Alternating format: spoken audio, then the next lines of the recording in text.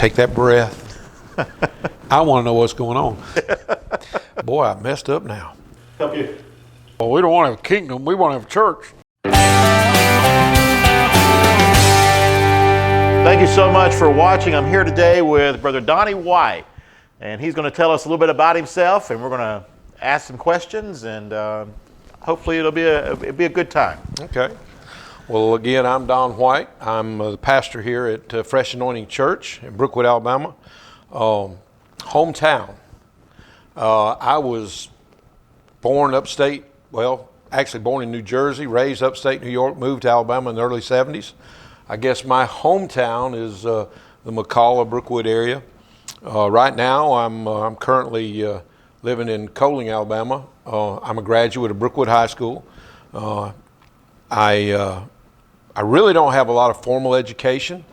I did do a little seminary instruction through the churches that I was involved with. They were put on by ministers within the churches that I was affiliated with at the times.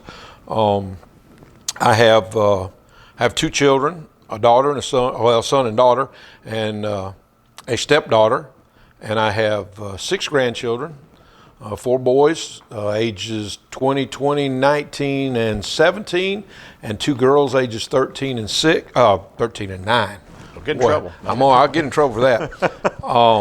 I am currently retired. I retired from the Mercedes-Benz plant after 23 years there. I am full-time pastor here at Fresh Anointing.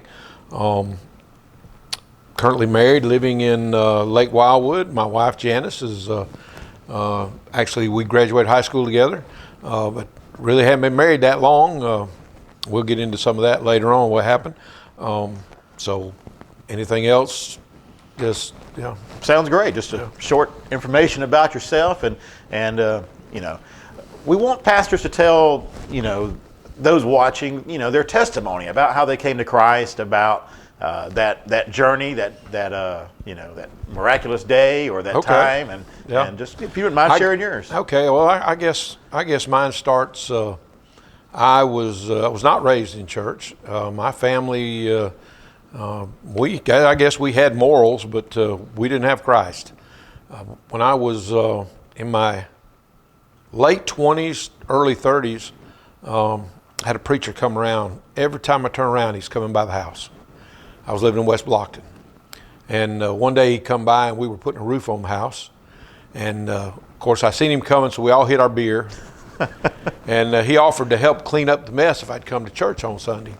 And I said, well, preacher, we got this all taken care of. I said, but I promise you I'll get there. And I wasn't one to make idle promises. I've always been good at keeping my promises. And I thought to myself, boy, I messed up now. Well, just so happened, I put it off. Finally, my daughter had started going to church, and she'd gotten saved. And I didn't know what being saved was, and baptized. So we all went to the church, and she watched the baptism and all.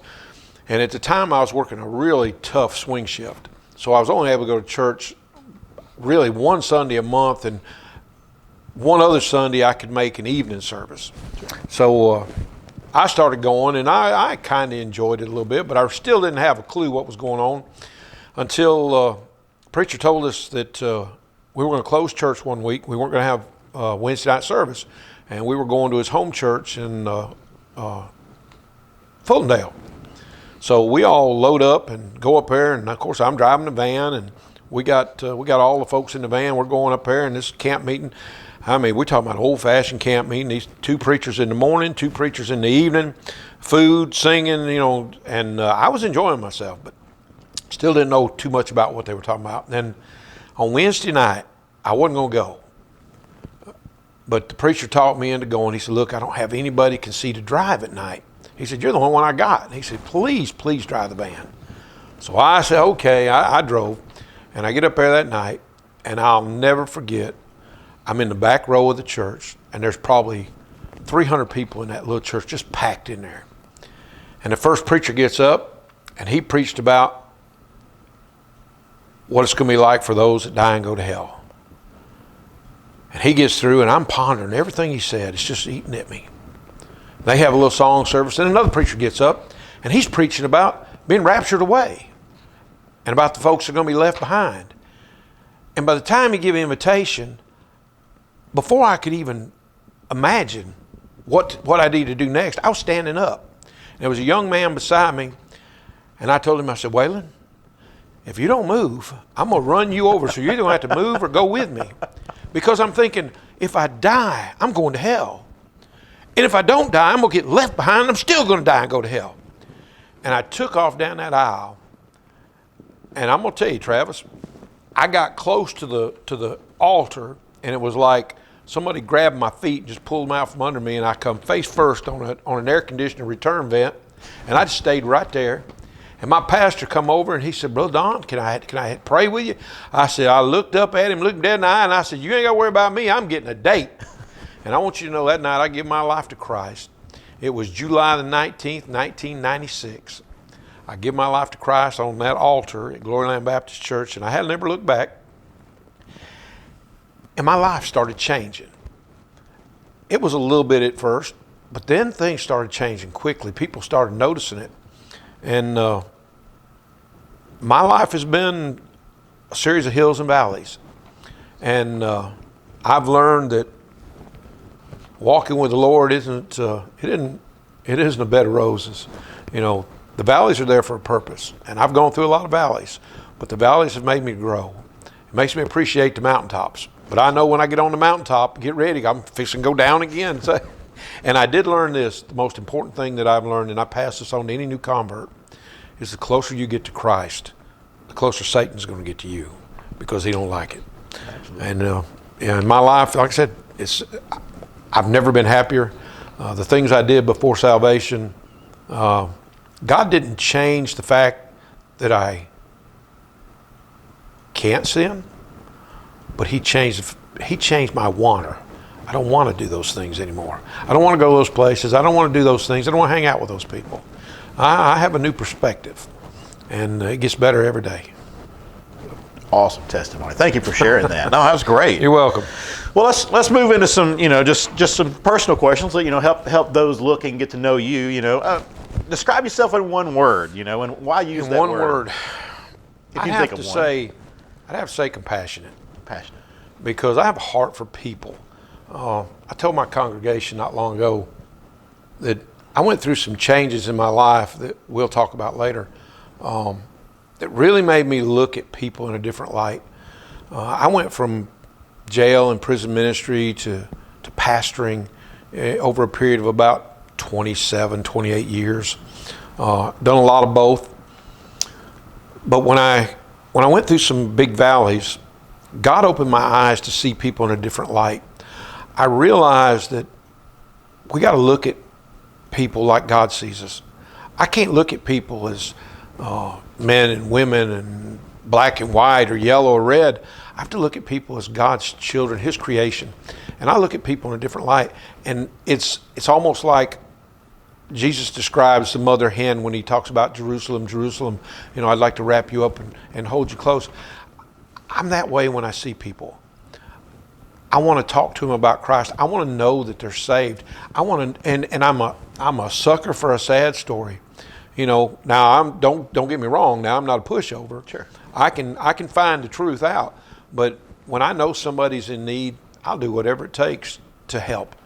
And I think God changed that for me as I began to pastor, probably in the last 15 years. I realized through the training that I had, and I got to give credit to my pastor, Terry Smith.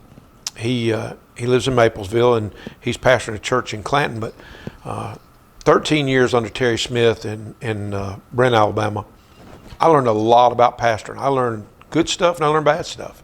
And one of the things I learned was compassion. And I think that's been my biggest asset. Sometimes it's a big liability, but it's me. It's who I am. I care about people. Absolutely. What are some hobbies that you have? What do you like doing? How do you spend your spare time? My spare time, my grandkids. Unfortunately, my boys are all just about old enough where I don't matter too much anymore. I still got one that'll come around. All I got to do is whistle and here he comes. But grandkids, the two girls, gymnastics and softball. I enjoy that. But my personal time, my wife and I like to travel, which pastoring gives us a little hitch in that. We have to work around schedules, but Sure. I like to travel. But I do have a little hobby that I do right now. I haven't been able to. I've had some equipment failures I got to work on, but I have two hobbies. One is woodworking, turning on a lathe, wood turning. I love to do that. I'm not very good at it. I'm still a novice, but I'm learning. But I got a lathe that's broke down and just hadn't had time to fix it. But my other hobby is a motorcycle. For, I guess, 8-9 years, I was the elder for the Tuscaloosa County Chapter of Messengers of the Cross. Before that, I was the national chaplain for that organization. And we did a lot of ministry with motorcycle ministry, which was a huge, it's amazing how many people are involved in motorcycles. Yeah. It's just such a huge field of opportunity there to go out and spread the gospel and win souls. And I'll tell you, there's some stories behind that. We had a couple that actually started coming to church with us that wanted to know about our motorcycle ministry. I hope I'm not taking up too much time. No, you're doing great. You're doing great. They wanted to meet with us and go for a ride and just talk about the ministry. So we took off one Saturday and we rode down to Montevallo, and we got down to Orr Park, and we went through, and just if you've ever been down there, they got all the trees, faces carved in the trees. We walked through. We get in the big gazebo out there, and we're sitting down, and they ask us about, well, what exactly is the motorcycle ministry that you guys are in? And I told them, I said, it's really just being in the right place at the right time. I said, because this ministry just happens. I said, a lot of times we plan stuff and something in the midst of it is going to take place. We go on rides. We have one ride we do every February on a Friday night. It's an all-night ride. Unless it's bad precipitation, doesn't matter how cold it gets, we're going to ride. And it's about a 240-mile ride round trip. And we raise money for St. Jude's. It's called our Hardcore Ride. Well, every year something takes place. We run into a waitress at a Waffle House last year that her son was in St. Jude, and just made it that more special for us. And we were able to pray with her and donated the money in his name, and it was a really big thing for us. But going back to the story, I told him, I said, things just happen. We never know what's going to happen. So we left Orr Park, and we were going to go to Calera, but somebody decided, hey, we need to run over here to the store. Let's get some water and take a bathroom break, and then we'll figure out where we're going to go. So we ride a mile over to this little store, and we're all outside drinking water, standing around our bikes. And one of the ladies comes out, and she said, hey, you guys, we need to pray for this girl. And next thing I know, I got this young lady and this young man out there, and her children were taken away from her. Her power had been cut off. They'd lost their job. They both worked the same place, and they got laid off. And they were just heartbroken. And we were trying to minister to them, and one thing leads to another, and we're all down on our knees, and I led them to the Lord right there in the parking lot in that BP station. And actually right there on the spot, I called a friend of mine and got him into his church over in Briarfield, and he baptized them. I keep in touch with her. She's got her children back now. She's doing good. She's actually on her second job since then, and that's been 7-8 years ago. But and they were hooked. Yeah. Alan and Jodell were like, this is for us, and they stuck with us right up till we stepped out of that ministry, and we actually started a new one. It's called Guardians of the Word, and we're not so restricted with this. We kind of branched out on our own, and it's something that we allow people, even folks without motorcycles, that want to get involved. And we've really just got started. We haven't done a whole lot with it yet, but church members can join. People, all you got to have is a testimony of faith. One thing led to another, and they started coming to our church, joined our church. Our husband became a deacon, and he was one that we lost this year due to COVID, but it was an awesome couple, and she's still with us, and it's just been, that's the way things work. Yeah, that's great, though. No. But that's part of my hobbies, yeah. Motorcycles and wood. Let me ask this, what do you when you get home and relax and you're not doing that? Do you watch TV? Do you have favorite shows? Do you? Yeah, my wife and I, we're old school. Andy Griffith, go Green wrong there. Acres. Yeah. Yeah, I got my and I got to watch my Hogan's Heroes. Okay. Every night, 2 episodes, Hogan's Heroes before bed. When I'm not watching TV, I'm a stickler to keep up with the news. I'll read the news. I watch it. I watch some movies. I have a streaming service, Tubi, which is a free streaming service that I use. A lot of older movies. I watch a lot of westerns and World War II movies, things like that, when I have time. But I try to limit. We don't watch a lot of TV. A lot of times it's real quiet at our home. Sure. Me and my wife, unless grandgirls are there. We have a lot of quiet time. I study a little bit now and then, and now and then I study probably a minimum 3-4 hours a day, 5 days a week. Yeah. Mondays are definitely. I don't study on Monday. I'm brain dead on Mondays. Matter of fact, every Monday morning I'm like, I quit. I'm not doing it anymore. Every week. Every week. And then by Tuesday morning I'm like, okay, I'll stick with it. Let me get back into work. All right, just kind of a personal flavor there. We talked about coffee earlier, and you broke a rule, didn't you? Oh, thank you for telling sorry, that. Sorry. There was coffee in the sanctuary. Yeah. Unfortunately, I'm in trouble. I'll have to confess my sins Wednesday night to the church, so they can forgive me after I confronted a couple of folks Sunday about coffee in the sanctuary. I am a coffee hound. I love coffee. I probably drink a pot of coffee or more a day. I used to do more than that. I guess Folgers, and I really don't like Dunkin' Donuts blend, but there is a donut shop blend. It's a generic that's pretty good that I use. Not much into flavored coffee. Don't like cold coffee. Supposed to be drank hot. I don't like cold coffee. Not at all. Well, tell us about how you became pastor of this church. I know it was a long journey. I've known you a long time, but tell about your calling the ministry. Okay. Well, I guess I went through a divorce in 2011, 2010, late 2010, all the way through 2011. I went through a divorce, and I'm going to save that for another part of the interview. Sure. Because that's an important part that people need to understand. How a pastor can go through a divorce and still continue to pastor, because there's a lot of places that won't have that. Sure. But I went through a divorce. I moved from the area I was living in down in Bibb County. I moved back close to my mom in Woodstock area, and started dating a lady that I went to school with, who's now my wife. And this was a church that she attended, and she brought me up here, and I fell in love with the church.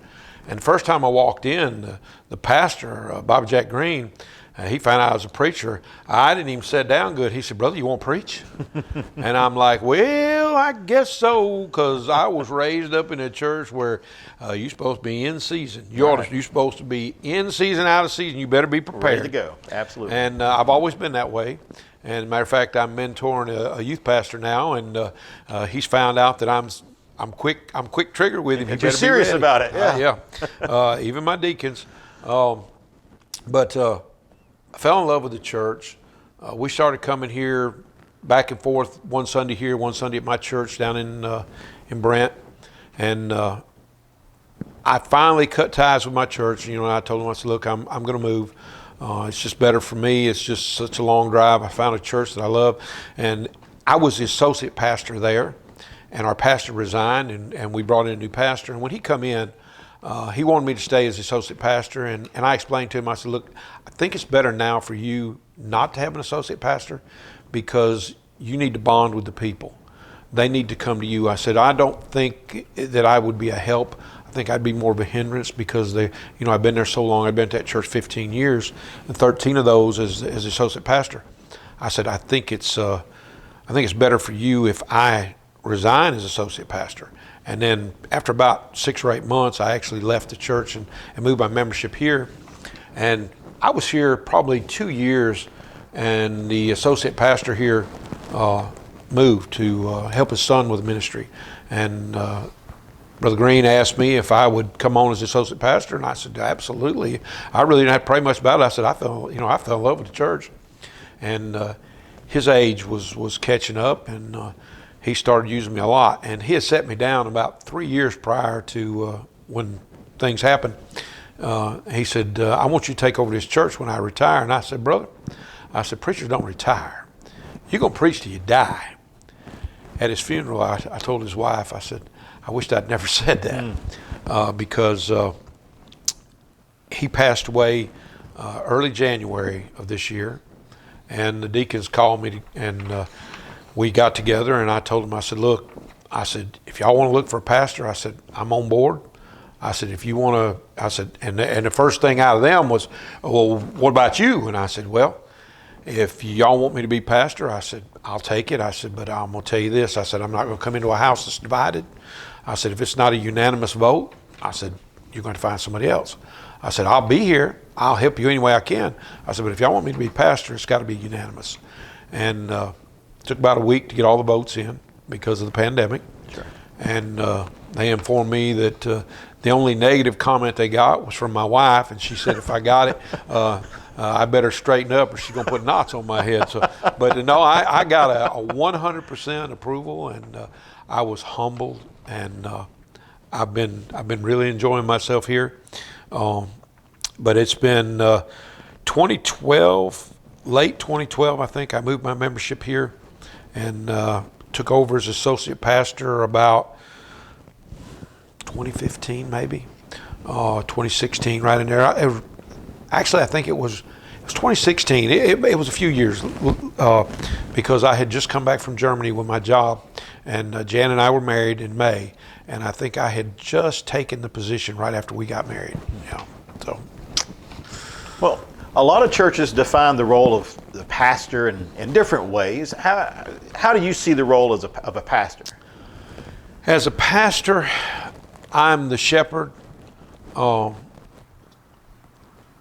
church is my flock, and when I say that, if you're not a I really don't want to say a scholar, but if you're not knowledgeable of a shepherd's role, his role is to feed the sheep. His role is to protect them. His role is to keep them safe, take care of them and everything they need. And when one strays, he goes after them. As a pastor here, my role is to feed the sheep, which is to give them the word. I give them what God gives me. I'm the over shepherd here. I'm not a dictator. I don't make rules, and I have a code word with my deacons that if I get loose-lipped and bring something up that we haven't discussed, somebody will holler waffle, okay, and I'll know that I've made a mistake and I got to back up. And okay. Because we like to, honestly, we like to really talk through things. Change is something people don't always take well. Sure. So we're very cautious about changes in the church. Now, if we see something needs to be changed, we will address it and we'll take care of it. As far as services and all, when I came in, it was a smooth transition because we really haven't changed. We haven't changed. There's only been one little change that we made in the way we do our services, and it was for the good, dealing with our money, how we have money. But my job as the pastor, I guess, to sum it all up, is to feed the flock, to show them what God wants them to know, what God wants me to know, to teach them God's word, to teach them who Jesus was, what his ministry was about, and what God wants from us, and that we're to be disciples. And that's my biggest thing, is I'm a disciple creator, is the way I look at it. As far as the leadership in the church, we have a structure here. I think you've got a question about that. I don't know if we can lead into that now. That's okay. But the structure of the church, being the pastor, I'm the lowest of the low. I am a servant leader. I won't ask anybody to do anything I wouldn't do myself. If something needs to be done around here, my wife gets on to me all the time because I just take care of it. And she said, there's other people can do some of that. And I'm going, well, I'm impatient. I don't like to wait. I don't like to bother folks. You know, I'm retired. I got time. Sure. But, you know, I'm chief cook and bottle washer. I got good people in this church. I got to be careful sometimes because I'll ask people to do stuff and they'll jump right on it. And I get in trouble sometimes because I go ahead and get things done, and it didn't come out exactly the way everybody wanted it done, but it got done. It got done. But my deacons are I've got some awesome deacons.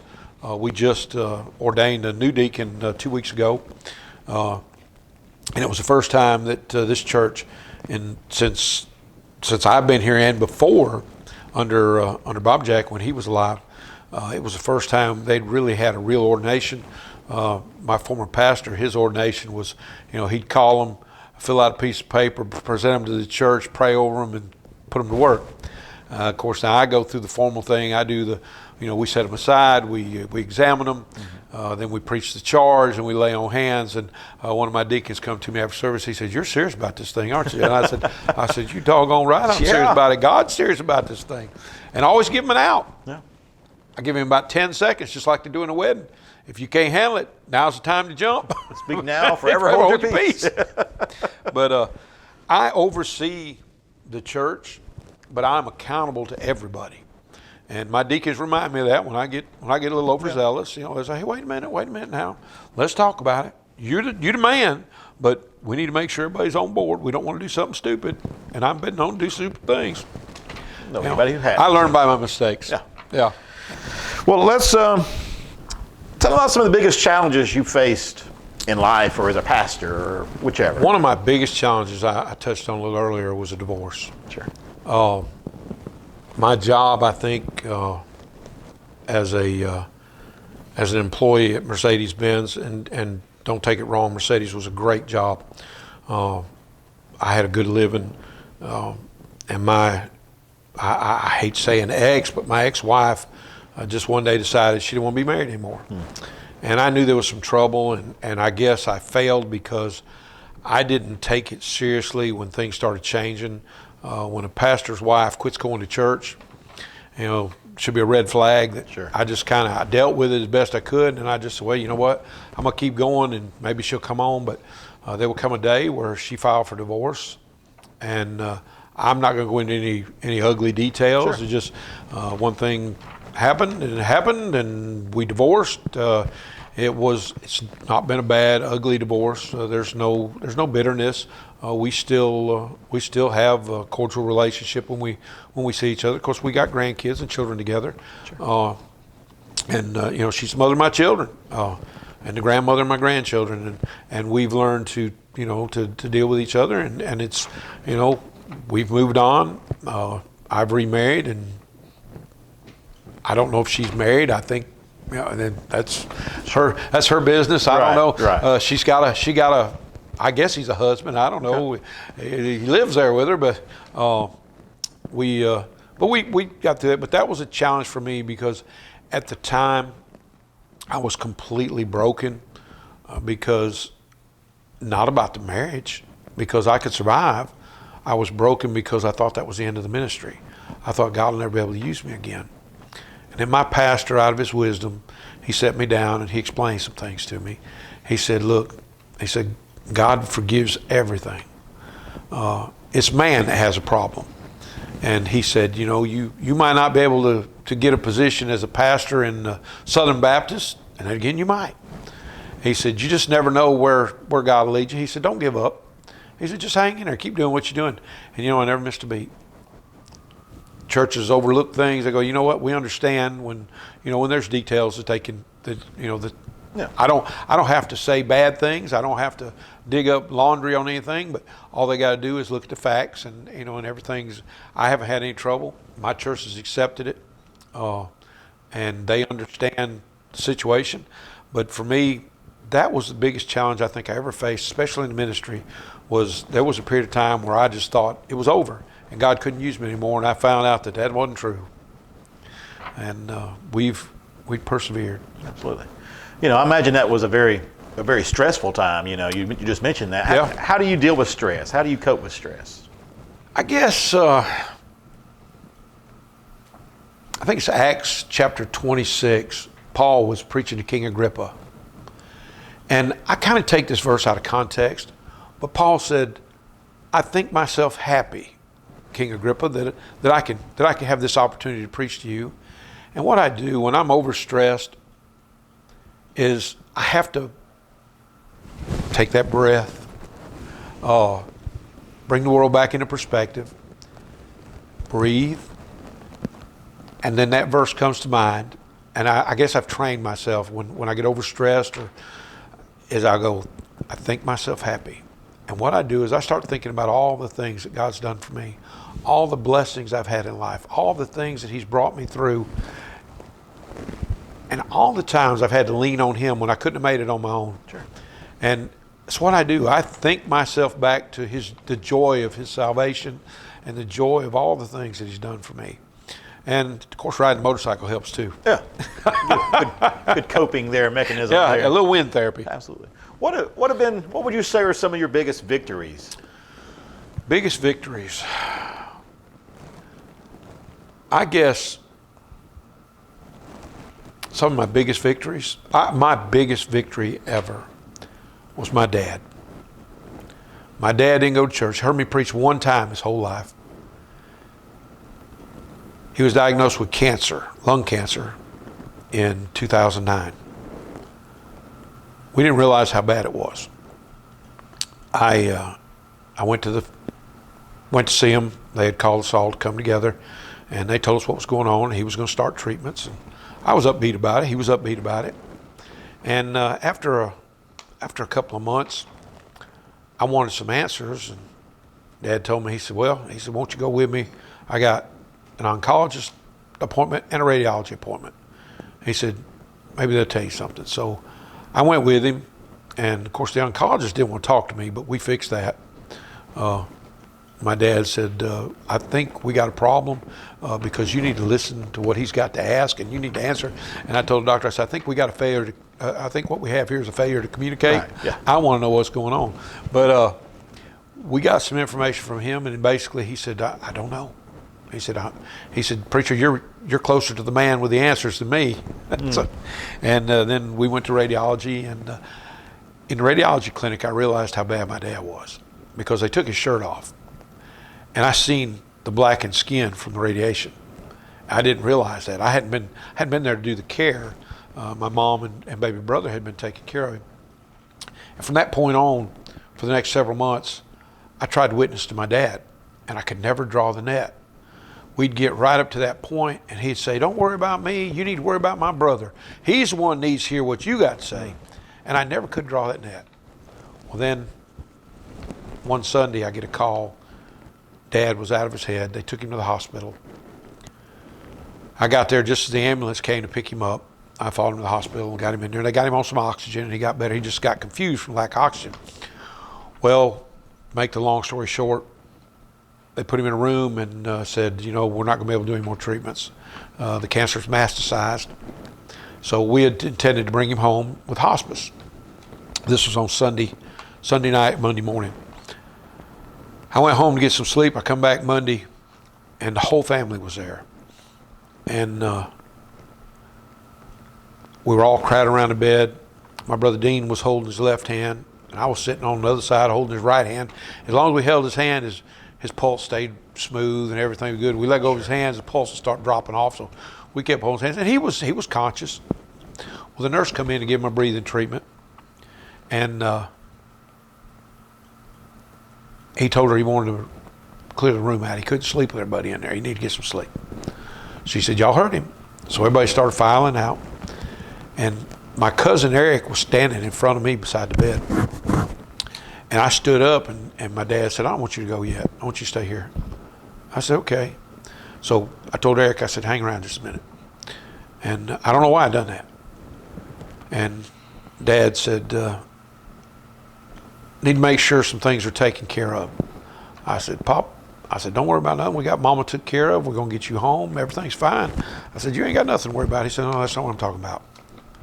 He said, I need to make sure some things are right with the Lord.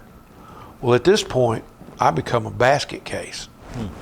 My dad's asking me about the Lord, and I'm trying not to be emotional now. That's all right. But I was overwhelmed. And my cousin reached in his back pocket, pulled out a New Testament. He said, Uncle Dave, can I read some scripture to you? Oh, yeah. Well, he started in on Romans. He gets to Romans chapter 9, chapter 10. I don't remember where it was now. But I said, I got this. And I told Daddy, I said, Dad, I said, the Bible says, if you'll believe in your heart, confess with your mouth the Lord Jesus. Do you believe Jesus was the Son of God? Well, but I always have. I said, you believe in your heart that God raised him from the dead on the third day? Well, yeah, you can prove that in court today. I said, the Bible says you can be saved. I said, all you got to do is ask him to come in your heart and save you. He said, well, I did that yesterday. I said, when did you do it yesterday? He said, the chaplain come around. I said, well, Daddy, why are we going through this now? He said, because I want to make sure I had what you had. He said, I seen it in you. And it broke my heart. Sorry. It's okay. No problem. The next morning at 5:30, I got up to leave. I told him, I said, Dad, I'm going to get a shower. I said, I'll be back a little later today. At 8:30, my phone rings, and he was gone. And I was able to get through losing my best friend because I knew where he was. Absolutely. And it stuck with me that he'd say, I wanted what you had. Yeah. You know, all those years, all those times that he wouldn't listen, and I couldn't draw the net, and then right there at the end, you know, anyway. Yeah. No, that's, I guess, the greatest victory for sure. yeah, for me, that and the fact that I've led 4 grandchildren to the Lord, a daughter-in-law, a son-in-law, a mom, a dad. It's hard to witness a family. Yeah. But good thing about the grandkids, they didn't know me before. There wasn't a whole lot to unlearn there. Yeah. They didn't have to watch me all them years and see what really changed. Well, what has God taught you as a minister? What would you say? He has taught me think before I speak. Sure. Keep my foot out of my mouth. You know, Confucius said, "Man how does it go? Man who stick foot in mouth get athlete tongue." Yeah. And I used to be bad about sticking my foot in my mouth because I'd run my trap before I thought about what I was going to say. Yet God has shown me to be slow to speak, sly as a fox, and as harmless as a dove. And I think that's been the biggest thing, is to learn not to jump the gun and really think things through, pray about things. Yeah. You know, on the, looking at the bottom of the page, you know, the last question there, you know, in this world today, you know, it's red and blue, and if you're not this, you can't be that, and you know, how do you as a pastor navigate those rocks and shoals of a politically charged world? Well, I'm very fortunate that I'm in a very conservative part of the country. Sure. I'm in a very conservative church, and I'm a very conservative person. Yes, politics affects things. You can't help that. Yeah. Things are going to come in and out. But the thing is, the only time that you see it affected is when it goes against the scriptures. Yeah. And that's what, as a pastor, it's my job to show people the morality of God, to show people what God wants and what God is displeased with. And if it's because of politics, so be it. But one of the things that I've had to do as a pastor and as a person is I've had to back away from the conservative radio and all the news channels and the bombardment. You know, it was constant. It was every day. I was just listening, eating it up. And I realized that it had turned me into a person that was unable to have a good witness to someone who didn't see things the way I did. I would become argumentative because I knew what I considered to be the truth. And I had to back away from that because I had to change not so much not my thinking, but I had to change my attitude toward those that didn't quite believe like I did. And I've backed away where I just keep a minimum. It's not overwhelming anymore, but I'm able to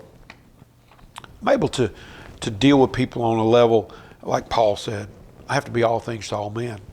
And I couldn't do that with the mindset that I was getting from the continual bombardment of all the conservative talk radio and listening to the left and the right and all the fights and politics were eating me alive. And because I've done that, I have actually decreased a lot of stress in my life. And I have a much better perspective dealing with people that may not think or believe exactly the way I do. So it's been a journey. Well, we asked a lot of questions, kind of relating to how every pastor is different. Of course, we know every person is different, but every church is different too. Can you walk us through, some stuff about the church? I mean, how many people attend here? How many are, and I know in Southern Baptist life, there's a big discrepancy between how many are actual members and how many actually on the roll and how many attend. Yeah. Well, we're a non-denominational church. We've got probably the majority of our folks are Baptist, and we've got a handful that were Pentecostals, Nazarenes. We're a pretty good mix of folks. But the thing I found is denominations are just a tag. Sure. We're all Christians. We run since the pandemic, we're probably one of the largest congregations in the area. Considering the size of our church, I think that's quite a statement, since we're quite a small church. But we're running upwards of, we had, I think it was 52 people yesterday morning.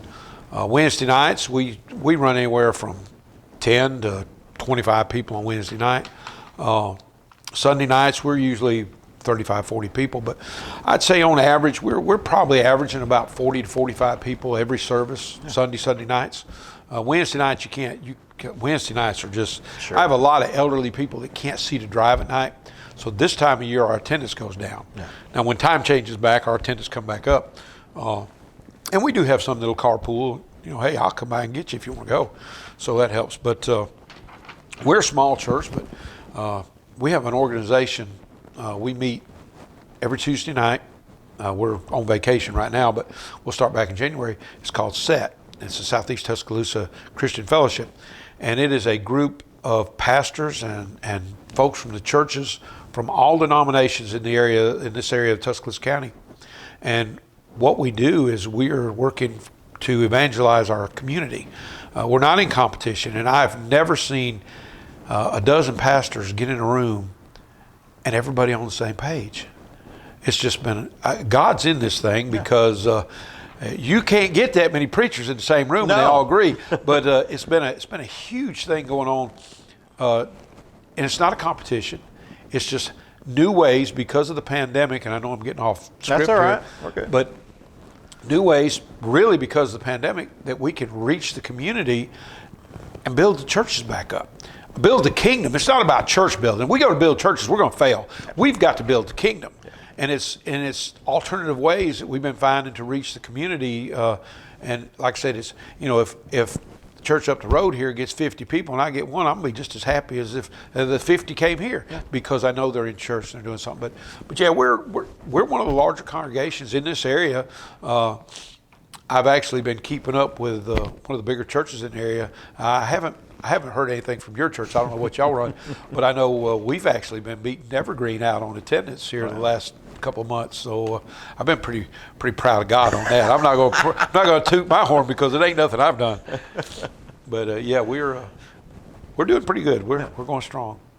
Well, money that's put in the offering plate or given. How do you guys determine where it's going? Do y'all set a budget? Do you? We're in a transition period right now, kind of like one administration to another. Sure.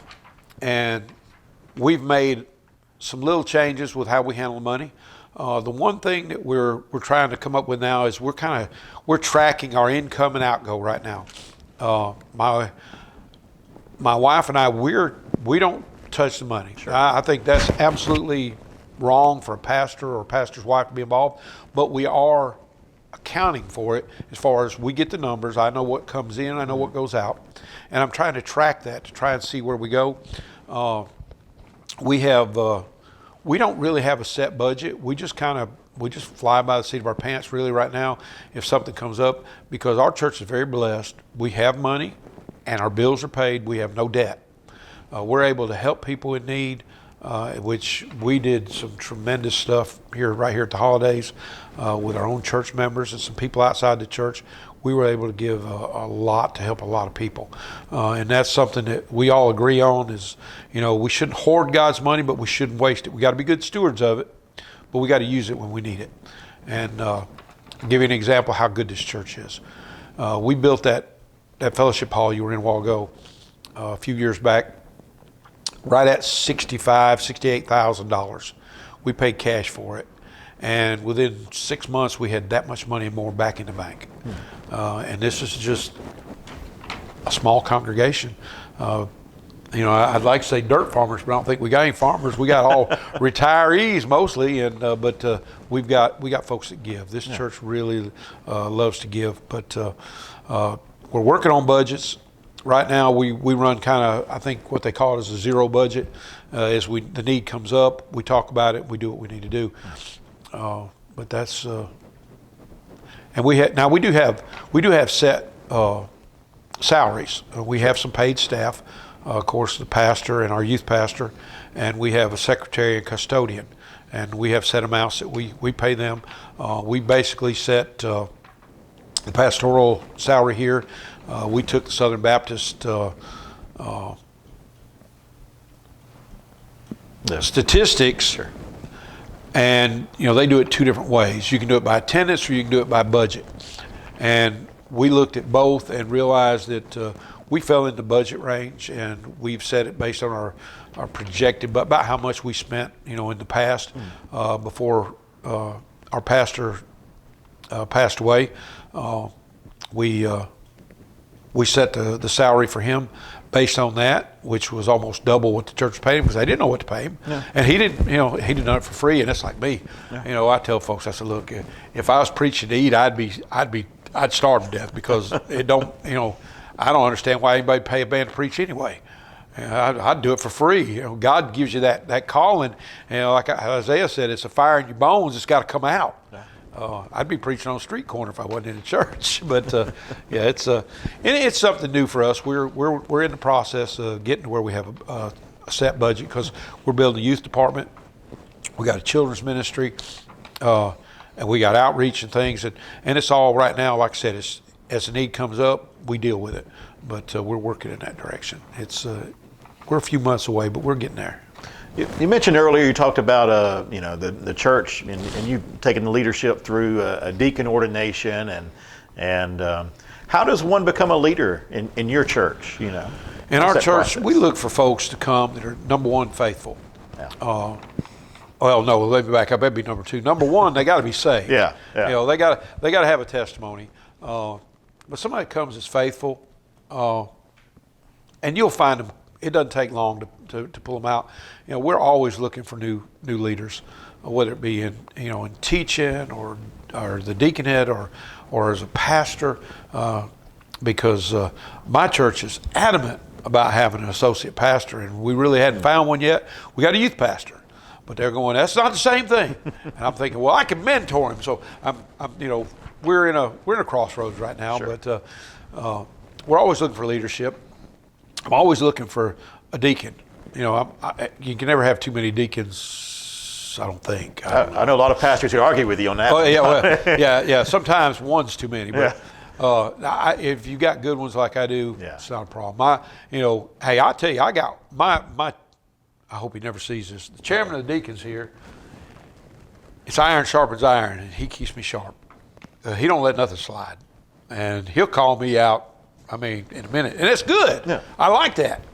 And there's moments when I don't like it, but it always works out.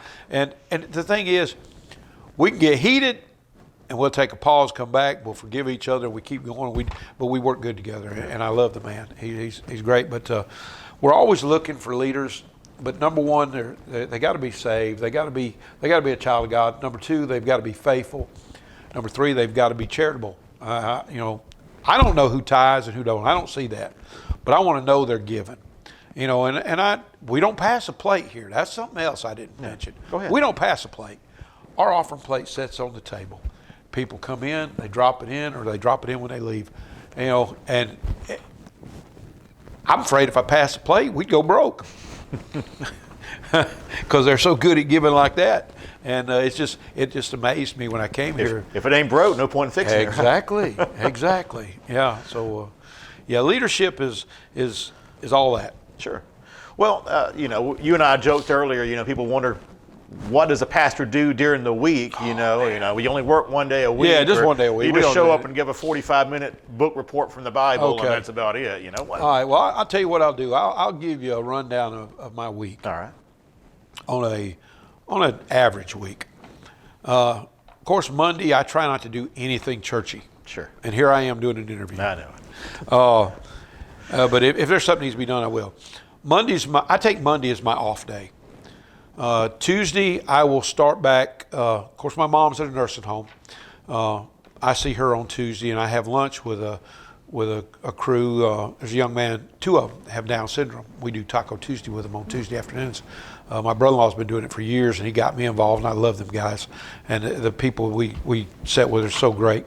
But we do that. But what I do in the mornings, just to kind of give you a look, I'm an early riser. I'm up 4:30, 5 o'clock every morning. And I'm going to study minimum an hour when it's quiet. Because I usually got that window 5 to 6 o'clock that it's nobody but me and my coffee. I can study. My wife usually gets up. She's got her own business. She has a cleaning service. And usually between 6 and 7, she gets up and the day gets started and things going on. And if it's a day where the kids are in school and I don't have any kids, after my wife leaves, I'll usually have an hour or two. I do a little housework. And then I take off and go to the nursing home, do my Taco Tuesday. In the afternoons, I pick up my granddaughter.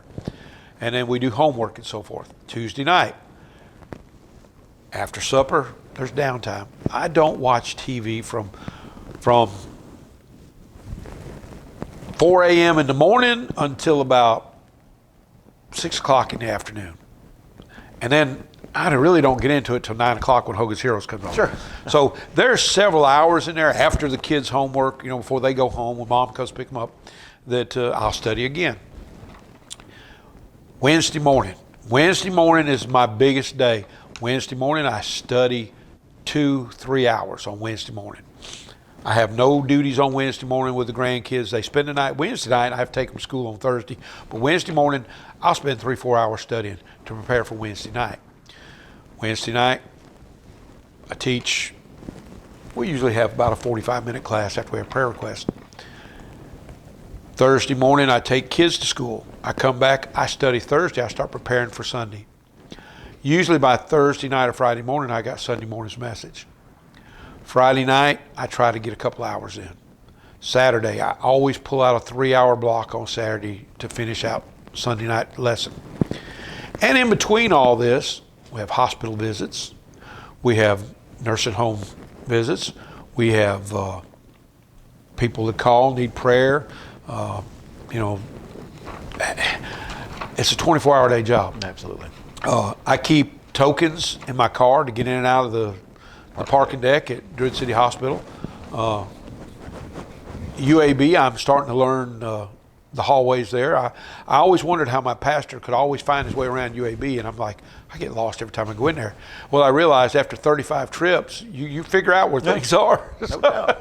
Yeah, and the phone rings, I answer every call. Even if I don't know what it is, I answer the call because I never know when some lady's going to call me and say, we're moving mama to hospice, or, Sure. And then this past week, 2 funerals. 2 ladies in the church both lost their moms within hours of each other, and so, you got to squeeze all them in, and a lot of stuff gets put on hold because the church always comes first. And that's a hard thing for a family, to realize that sometimes the church is going to come before the family. Yeah. And it's a tough job, but somebody's got to do it. It's only one day a week. Yeah, that's it. That's all. So you mentioned earlier about the Southeast Tuscaloosa group of pastors and lay people that get together. What are you going to talk about when you get together? Mostly we talk about prayer requests in our churches. That's the first thing we do. We come in and we start compiling a prayer request. We have a running prayer request list that we update every week. We keep up with prayers that were answered, prayers that are still ongoing. And then we move to the meat of our discussions are really about evangelism, discipleship, how to reach people in ways that we haven't been able to reach them in the past.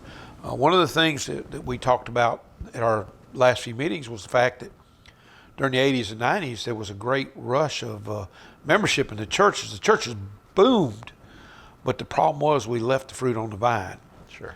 We didn't disciple them, and we're paying the price today because that fruit rotted, and people fell away from the church, and it's hard to get them back in. And with the pandemic, people have gotten where they're scared, and they've become, I guess, for lack of a better word, hermits. They don't want to come out in the real world anymore, and we're really working at ways to reach these people in unconventional ways. We're utilizing FaceTime, messenger video chats, door. We created, one of the churches created these little bags with like a gift bag that we'd go hang on the door, and we'd let them know, hey, we're going to hang it on your door. We're not coming in. Any questions, give us a call. And we did have a big community revival, which was a huge hit, and we're going to do it again next year. And we saw a lot of things happen there. But you'd think a bunch of pastors get together, they'd start bragging about, I preached on this and had 10 people. It don't happen. Yeah, we that's don't. Great. We're all about building the kingdom, and it's not about us. And it makes my heart swell when I get around these men that love the Lord like that, and they're selfless. And that's what has to be in the ministry. It's got to be a selflessness. Follow the example that Christ set for us. Exactly. Well, the last question in this section, this is one I know that you're going to have a lot to respond about, is, COVID, of course, affected all of our ministries in our churches, and tell us about how it affected your church and you, and how the church adapted to overcome. Well, COVID struck here. We thought we were just absolutely blessed all the way up through until December of 2019. COVID had been nowhere around. We had visitors in our church one Sunday morning, and their church had been devastated by COVID. And they came that morning, and I don't know that it came with them, but it was like within the next week we had 25, 30 people in the church come down with COVID, including myself. We had some really severe cases, including myself. I probably should have died. I had one of the worst cases of COVID I think anybody's had, but I didn't go to the hospital. My wife saved my life. Her and the good Lord. She wouldn't let me lay down. She wouldn't let me, give up. She kept me moving, kept me going. She had it too, but she had a milder case. But she may, just to give her a plug, she put me in the basement. We got a full basement, and she was upstairs. They told us to quarantine separately. Sure. So I took the basement. She took the upstairs, and she wouldn't bring anything down to me. She sat at the top of the stairs. If I needed anything, food, water, anything, she'd sit up there and say, there it is, come get it. 17 steps, bottom to top. Every 2 hours, get up out of the bed, get in the chair, walk, move, go, go. And she kept me going. During the time of Christmas, from the 26th of December until the second week of February, we lost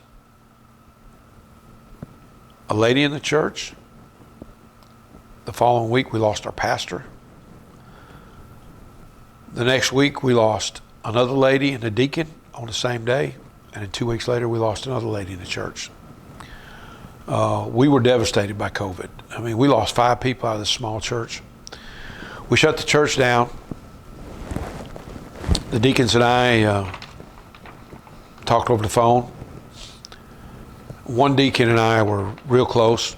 He come to my house and he helped me. We set up some services from my home. We did them outside on my patio downstairs patio with a top over it. We even did a sunrise service at Easter off my patio with the lake in the background and the sun coming up. It was a beautiful day.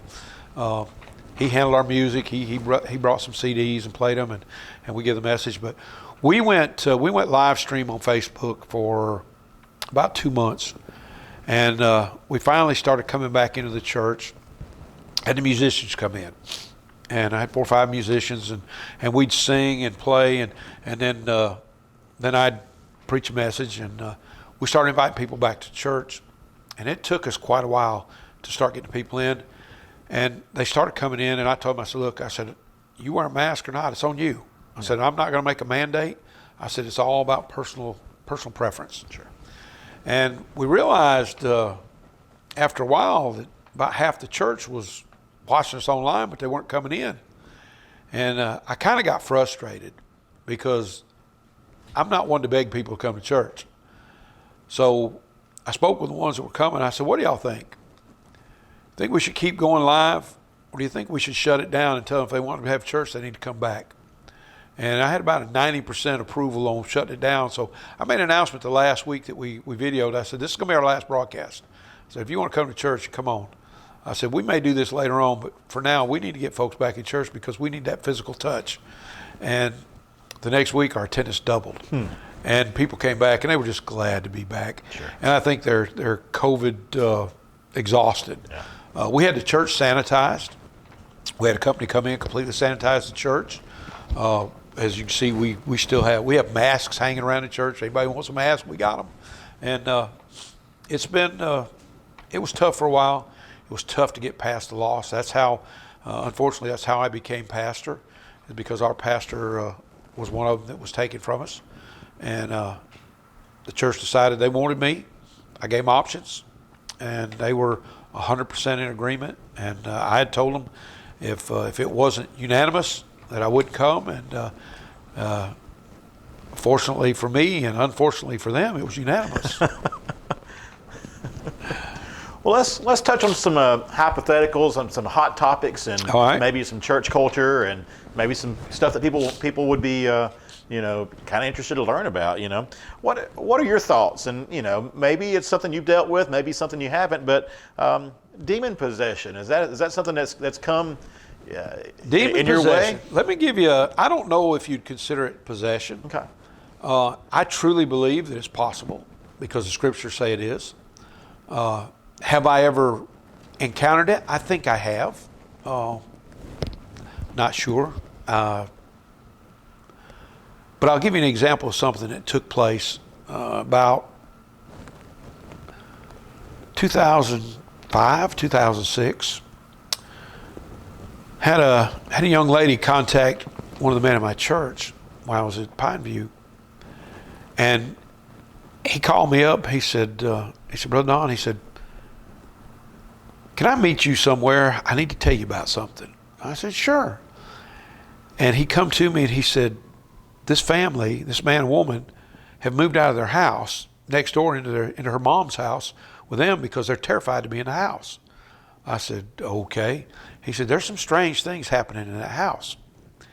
And I said, like what? He said, they're hearing voices, doors slam, and the door hadn't moved. They can hear the door slam, but it didn't move. Said the last thing happened, they were laying in bed one Saturday morning, and her husband rolled over to look to see what time it was, and there was an electric cord that was just floating in the air like a snake over the dresser. And they could hear a voice. They couldn't make out what it was saying. So they jumped up and left the house and won't go back in it. They videoed this thing. He had enough sense to take his phone and take a video of this cord just floating in the air. It was like the end of the cord was like a snake. It just back and forth. And that freaked me out. Yeah. And I gathered up a couple of men, and we took some anointing oil, and we started at the front door. We anointed the door case. We prayed, and if I told you I wasn't scared, I'm a lie. We anointed every window in the house, every doorway in the house. We prayed in every room. I had the husband and wife come back, and it took a little convincing to get them in. I anointed them. We prayed over them. And as far as I know, they've never had another instance in the house. They're still there. It's out in the Cafe Junction area. Probably one of the strangest things I've ever dealt with. Didn't experience anything myself, but I'll tell you what, I fasted for a day and a half before, because I remember what Jesus said. These didn't come out because it takes prayer and fasting. And I fasted for a day and a half. We went in there and I prayed. And when I got through, I went to the Mexican restaurant and had me a salad. But yeah, that's one of the strangest things I've ever dealt with. Yeah. What's your feelings on you see people on TV, you have the faith healers and all that. How do you feel about those? Well, just to be honest, if they have the ability to heal, why aren't they in the hospitals? Why aren't they walking the halls of the children's wards? Yeah. Why aren't they down at the cancer center? Unfortunately, man gets greedy. And I've seen healing take place, been a part of it, but it doesn't happen like that. I guess it could. But the Bible says, if they're sick among you, let them call the elders of the church to lay hands. Jesus and the apostles were the only ones that I ever heard anything about that were true healers. And they didn't go looking to heal people. People came to them, like the woman with the issue of blood. Yeah.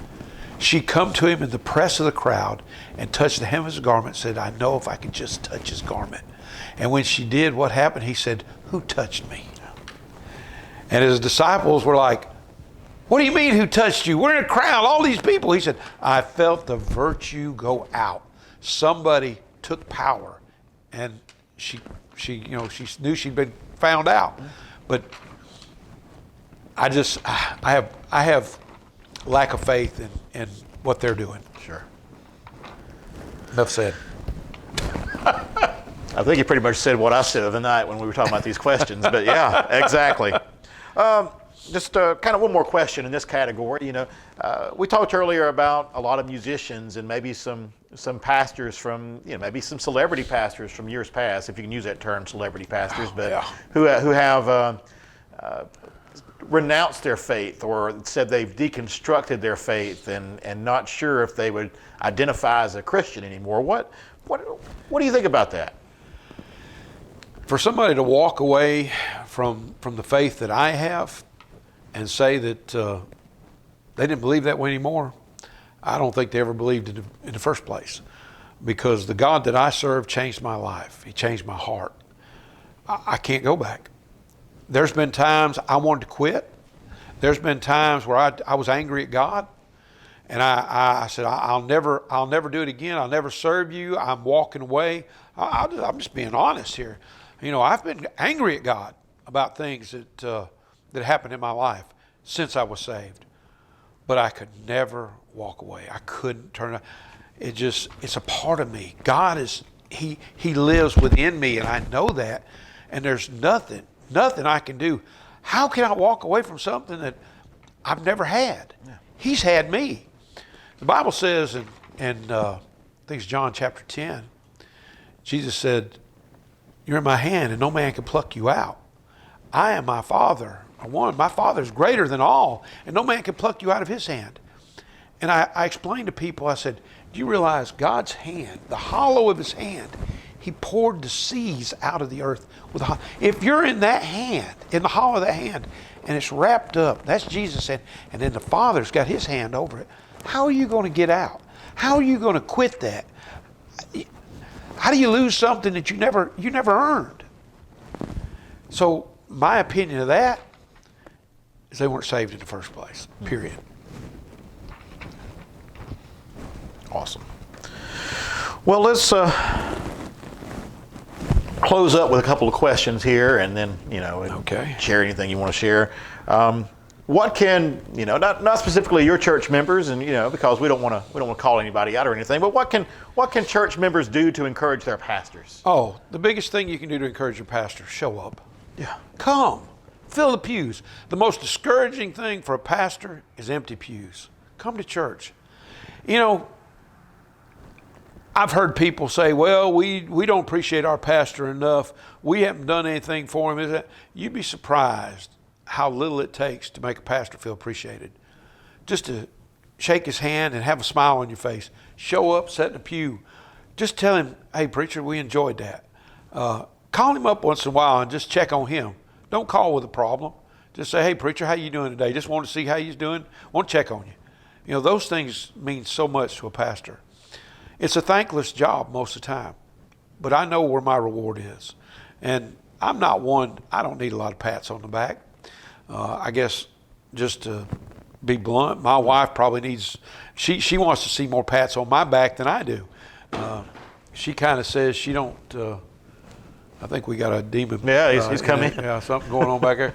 But I think she wants me to be more appreciated, and I've told her, I said, yeah, it's no big deal. I know what's going. I know what the Lord wants, and He, you know, and some people have a hard time with that. They don't know what to do, and I think the best thing is show up, just be part of the church, be engaged, be involved. I think that's probably the most important thing for a pastor. Absolutely. Well, what message would you like to give your congregation, you know, if they watch this video? What's something you'd like to tell them? You know, that's the main camera on you there. Same thing I tell them every time I see them, how much I love them. I tell you, my church and my church family are close. They're supportive of one another. They're a loving church, a caring church, and a giving church. And I just want them to spread that outside these walls. Keep doing what you're doing. And we got a fella that sings a song, I'm going to let my little light shine. Let your light shine. Every day, let your light shine. Show them how much you love one another and show them how much you can love others. Awesome. Well, thank you so much for talking to us today. And I've had a good time just sitting here and catching up. And I've been knowing you a long time. Oh, I know. Well, I was telling Andre on the way over here, I said, now, don't you get him started on any stories, because he's known me since I was, 8 or 9, or 5 or, yeah. Kindergarten. 4 or 5, kindergarten. Yeah.